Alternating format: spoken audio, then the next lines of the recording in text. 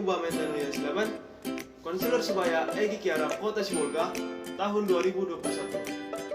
Di sini saya akan menjelaskan materi saya mengenai masalah mental pada remaja di masa pandemi. Simak video berikut ini. Nah, selanjutnya, sebelum kita melanjutkan materi ini, ada poin penting yang saya ingin beritahu, yaitu apa itu mental? Coba dijawab sendiri ya teman-teman.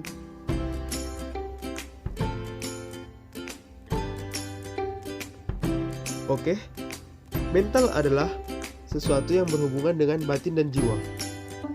Atau mental adalah kata lain dari pikiran, sehingga mentalitas dapat dikatakan sebagai cara berpikir tentang suatu hal.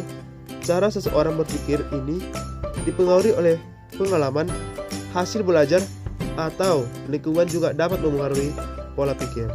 Jadi, mental teman-teman sekalian juga dipengaruhi oleh lingkungan sekitar ataupun cara teman-teman sekalian bersosialisasi. Nah, selanjutnya, gangguan mental itu apa? Gangguan mental atau gangguan jiwa adalah penyakit yang mempengaruhi emosi, pola pikir, dan perilaku penderita. Jadi ada 3 yang dipengaruhi oleh penyakit ataupun gangguan mental tersebut, yaitu emosi yang tidak teratur ataupun tidak terkontrol, pola pikir yang tidak sehat, serta perilaku penderitanya yang jauh dari kata positif. Nah, ada fakta menarik loh teman-teman mengenai masalah mental di Indonesia, di mana menurut catatan riset kesehatan dasar atau Riskesdas, prevalensi gangguan emosional pada penduduk berusia 15 tahun ke atas meningkat dari 6% di tahun 2013 menjadi 9,8% di tahun 2018. Data ini diambil dari Kementerian Kesehatan Republik Indonesia, di mana yang menunjukkan bahwa remaja adalah personal ataupun orang yang lebih rentan terkena gangguan mental ataupun masalah mental. Oke, setelah kita membahas dasar-dasar dari materi kita saat ini, mari kita ke masalah utamanya, yaitu masalah mental pada remaja di masa pandemi. Mengapa? Karena di masa pandemi ini kita menjalankan yang namanya isolasi. Isolasi tersebut menyebabkan kita lebih sering terdiam serta merenung. Interaksi kita dengan sosial kita bahkan tidak bisa, dan menyebabkan diri kita merasa terkurung dan susah untuk mengungkapkan dan memberitahu apa isi perasaan kita. Bahkan ada beberapa remaja yang menjadi susah tidur atau insomnia karena lebih sering melamun dan menghayal.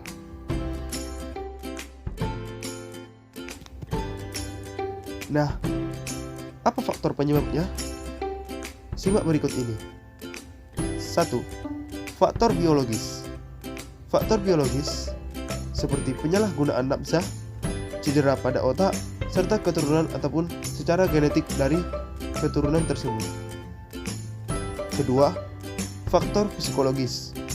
Biasanya disebabkan oleh trauma, rasa kehilangan, introvert ataupun pendiam, dan tidak mendapatkan perhatian yang lebih dari orang-orang yang di sekitarnya. Nah, kemudian gejala-gejala gangguan ataupun masalah mental. Gejala-gejalanya ditandai dengan, yaitu diawali perasaan sedih ataupun merenung yang berlangsung sangat lama. Kemudian perasaan cemas, lalu gangguan makan ataupun pola hidup yang tidak sehat, kemudian halusinasi ataupun berhayal, kemudian yang lebih parah lagi adalah delusi. Nah, kita sampai pada bagian terakhir dari materi saat ini, yaitu bagaimana kita mengatasi masalah mental pada remaja. Ada pepatah mengatakan lebih baik mencegah sebelum mengobati. Oke, cara mencegahnya adalah yang pertama, bersosialisasi. Tetaplah berpartisipasi aktif dalam pergaulan dan aktivitas yang disenangi, seperti kegiatan-kegiatan rohani ataupun kegiatan-kegiatan ibadah pada agama masing-masing. Kemudian kegiatan-kegiatan positif di sekolah serta masyarakat. Yang kedua, kebugaran jasmani. Berolahraga teratur, makan teratur, serta mengelola stres dengan baik. Yang ketiga, memiliki teman curhat. Berbagilah dengan teman dan keluarga saat menghadapi masalah. Atau bisa juga berkonsultasi dengan kami, yaitu Konselor Sebaya Eki Kiara, Kota Sibolga 2021. Oke, sekian materi saya. Sekian dan terima kasih.